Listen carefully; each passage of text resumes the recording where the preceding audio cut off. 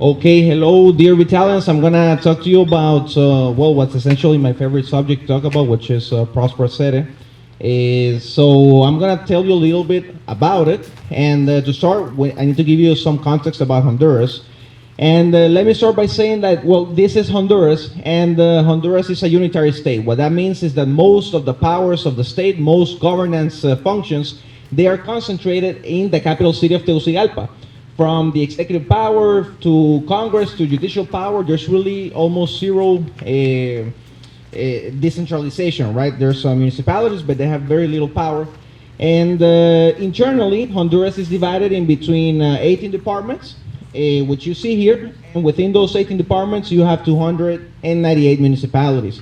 So what are ZEDEs? What ZEDEs, how they came to be is through a constitutional amendment in 2013 to create a new political subdivision. So it's no longer 298 municipalities and 18 departments. Now we have that plus 3 ZEDEs. And ZEDEs are essentially a part of Honduras that's subject to a special governance regime that allows private parties to create a local government that has a great deal of autonomy. The articles that were amended is Article 294, which regulates the internal territorial division of Honduras, 303. That's for the judicial power, and 329 that regulates the autonomy, right? So it delineates the autonomy of ZEDEs. And okay, so ZEDEs are a political subdivision of the Republic of Honduras, and they are a local government. However, what's quite innovative of ZEDEs is that they are structured as a trust. And in the case of Próspera ZEDE, it is structured as a common law trust. I'm the technical secretary of Próspera ZEDE. I was appointed by the government of Honduras to run this city, and essentially we receive, through the agreements of coexistence, those are the e-residencies or the residencies that you sign in, the ones you register to Próspera through. That contains an agreement of coexistence through which you make a delegation of popular sovereignty to the local ZEDE authorities. And this delegation is an express delegation, it's a contractual delegation. And this sovereignty that the residents delegate to the local PC authorities, this is held in trust. And it is held in a common law trust for the benefit of the residents. And what's amazing about that is that as local authorities, we are trustees of the residents. What does that mean? That means that you do not only have the traditional rights to exert some control over your public authorities, but now you literally have a contract. And as trustees, I have, and the Próspera Council, we have the highest duty of loyalty and care to you. That means that we are personally liable for any mismanagement of conflicts of interest, for any negligence when adopting public policy decisions, and that runs in stark contrast with what happens with traditional politics, right? You elect a politician, basically he does whatever he wants, and then you go to elections, and then maybe you can exert some sort of control over there. And in practice, what this has resulted in is in a big amplification of rights. So civil and political rights become amplified when you come into Próspera ZEDE. In the Journal of Special Jurisdictions, I published an article. It's called From National Politics to Local Democracies, because I explain how ZEDEs are a form of decentralization of Honduran politics, and how ZEDEs, as compared to the national Honduran regime, are actually quite democratic, like actually super democratic, particularly because Honduras is quite undemocratic in general. And I'm not going to go through all of this, but one of the most important parts that I think that Próspera ZEDE provides is access to justice. I think that access to justice is of supreme importance because particularly when it comes to disputes between the individual and the state, right? Between the resident and its government. It's a Leviathan versus a small individual person or business or whoever you are. Usually you come into a disadvantage, and particularly in Latin America, but all across the world, usually the judicial power is they are employed by the state, judges employed by the state, appointed by the state, and they are servants of the state. So it's not really independent and impartial justice. Here, this is one of the parts that I like the most about Próspera ZEDE, is that any dispute between the individual and its government is going to be resolved through an independent and impartial arbitration tribunal. So that's very important. And then the other one is passive suffrage. passive suffrage rights, particularly as compared to Honduras, because in Honduras you're quite free. When you go to vote, you can vote for whoever you want, right? You go and you vote, and that's that. But you cannot really run for office, so it's not really free. So you can vote for whoever you want, but there's a limited list, and for you to run for office is extremely restrictive. So the pool of options is very limited, and there's no real political competition for power. Here in Próspera, that gets broken apart because you have a local government, which any of the residents can run for office. So now I'm going to talk to you about why ZEDE were created by Honduras. And there are, policy reasons, there are theoretical reasons. All of these answers are correct. It's because Honduras wanted to reduce poverty rates, wanted to catalyze prosperity, wanted to offer alternatives in human governance, wanted to emulate the economic success of Hong Kong, Singapore, wanted to decentralize Honduras to limit the power of Tegucigalpa. This is all true as a policy motive and as a desire, but humans are creatures of emotion. So even if this is rationally true, the real cause for creating charter cities and ZEDE is because of these guys. These guys made us do it, because this is former President Zelaya of Honduras. This is Daniel Ortega, the dictator of Nicaragua. Hugo Chavez, this is the dictator of Venezuela. These guys were making a huge mess all across Latin America, and it was like, it is to this day like a franchise. Hugo Chavez was exporting his socialist model all across the region. And what's the issue? That in 2008, 2009, Honduras' sovereignty was attacked by Cuba and Venezuela. Hugo Chavez invested over $300 million to install a local socialist dictatorship here in Honduras. Hugo Chavez tried to bribe the chief of the armed forces of Honduras to support this local dictatorship.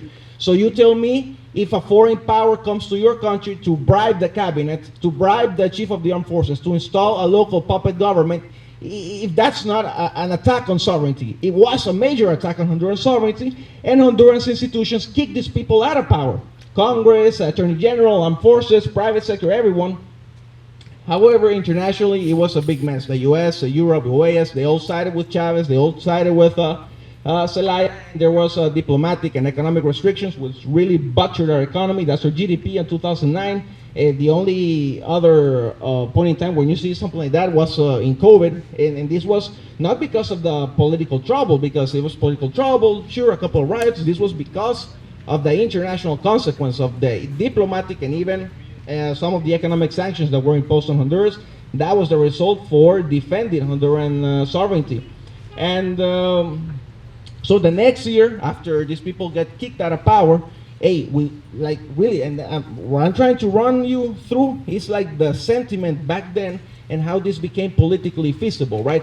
We just went through a major mess, through a major political crisis in 2009, and in 2010, we were able to get a new government to come in, and people were, frankly speaking, freaked out about what just happened, right? So everybody knew there needed to be some changes in Honduras, and things were so unstable, not only with the 2009, but they've always been unstable before that. And then we thought things are going to continue like that. So then what's the solution? We thought, various politicians and thinkers, they thought that creating oases of economic freedom and rule of law in Honduras were going to provide a way for the country to move forward independently of the political drama that happens in Tegucigalpa.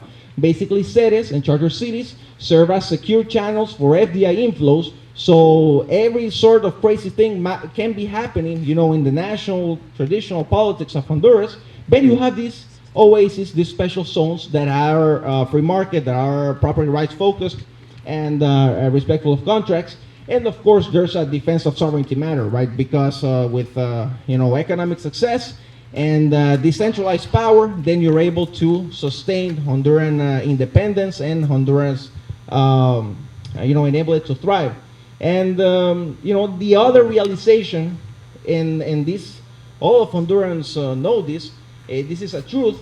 Is that really the worst people tend to rise to power in Tegucigalpa. These are the last 4 presidents of Honduras. They all had the corrupt governments, problematic governments, etc. Some worse than the other.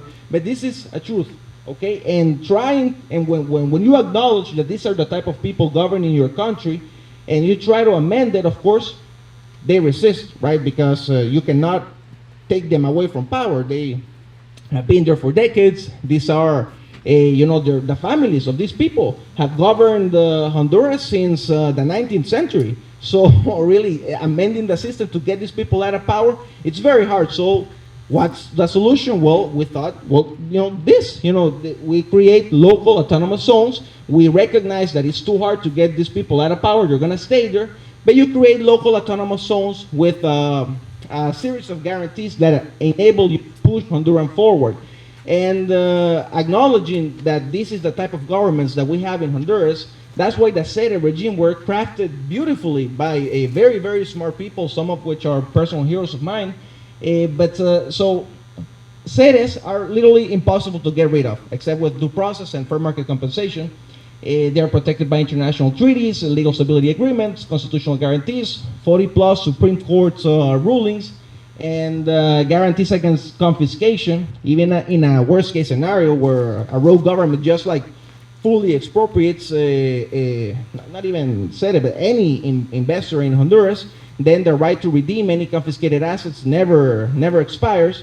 So you can always get it back independently in the future. And then you have operational guarantees. So the operational guarantees are what, independently of the law or the people in power, you have certain guarantees to continue operating. And we've shown it for the last 2 years, right? Why? Because we have political autonomy, we have economic autonomy, administrative autonomy, and a legal autonomy. So independently of what the government wants to do or how they're feeling, it's very hard for them to restrict you because they are not in charge of government here.